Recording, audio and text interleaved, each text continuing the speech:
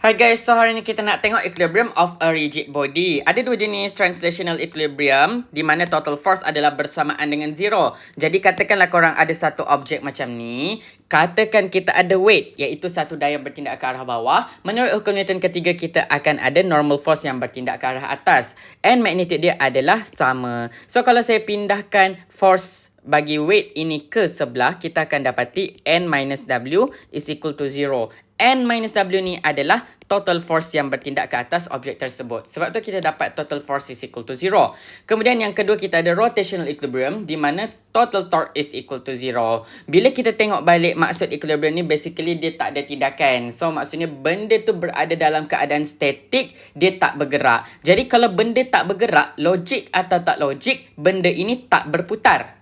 Yes, logik. Bila benda ni tak berputar, then torque dia adalah bersamaan dengan 0. Okay, so jom kita tengok contoh soalan bagi equilibrium of a rigid body. So dekat sini dia nak kita cari M3 dan juga normal reaction at the fulcrum. So dekat sini, tengah-tengah sini kita ada force yang bertindak ke arah atas which is normal force.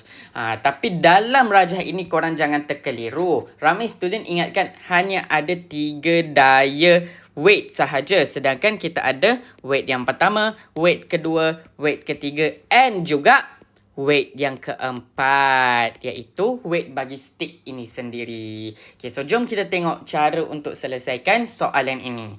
First of all, kita ada total force is equal to 0. So sebelum itu korang kena tentukan direction. It's up untuk korang lah nak pilih mana satu positif, nak mana satu negatif. So dalam soalan ni saya akan letakkan normal force which is daya yang bertindak ke arah atas sebagai positif, and then weight ni pula saya letakkan sebagai negatif. Jadi korang akan dapatlah N minus W1, W2, W3 minus lagi WS is equal to 0. Dah dapat macam ni, korang tahu bahawa W ini formula dia adalah mg. Then kita boleh letak lagi lah W1 is equal to M1G, W2 is equal to M2G dan sebagainya. And then value-value yang kita dah tahu dalam ni, kita just boleh simply masukkan. Maka korang akan dapat seperti ini.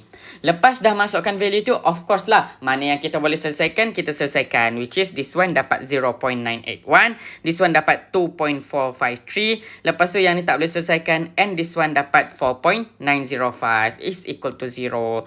So kalau korang perasan dekat sini, kita ada dua unknown which is M3 and juga N yang kita nak cari. But it's better untuk express dalam satu single term lah, which is kita akan dapat N is equal to 981 M3 plus 8339. So that nanti kalau kita dah dapat value salah satu, senanglah kita nak substitute semula.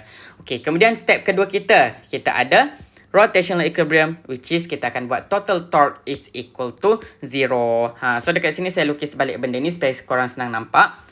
Okay, jadi first of all, bila sebut pasal torque, korang kena tentukan direction. Baru kita boleh tentukan sign dia. So katakan dekat sini kita ada fulcrum. So pivot dia dekat arah ni lah. Okay, jadi katakan korang ada weight dekat bawah sini.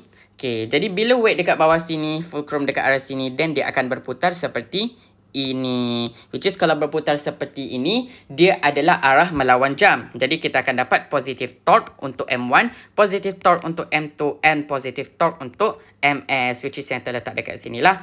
And then manakala untuk M3 ni pula, katakan kita ada daya terletak macam arah ni, and pivot juga terletak dekat arah ni. So kalau kita tolakkan dia, maka dia akan berlaku putaran mengikut arah jam, which is kita akan dapat sign negatif. Lepas korang dah tentukan sign negatif, barulah kita boleh masukkan formula, which is formula dia adalah FR. So dekat case ini, F dia adalah weight tersebut. And then kenapa kita hanya pakai FR? Sebab kalau korang perasan, benda ni dah perpendicular dengan objek putaran. So that kita boleh conclude degree dia adalah sin 90 degree, which is sin 90 degree is equal to 1. So that kita just letak FR sahaja. So dah masuk-masuk macam ni, kita pun masukkanlah value apa yang kita boleh masuk and kita solvekan. And at the end of the day, korang akan dapat tengok kita hanya tinggal satu unknown which is M3. So apa yang kita perlu buat? Kita kenalah solvekan M3. Macam mana nak solvekan? Kita pindahkan M3 ni pergi sebelah, dapatlah positif 1.96 M3.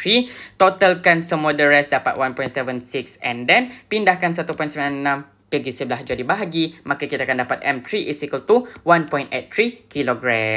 Dah selesai? Belum lagi. Tapi value M3 ni kita akan substitute semula dalam equation bagi N tadi. So, bila korang substitute, kita akan dapat N is equal to 26.29 Newton.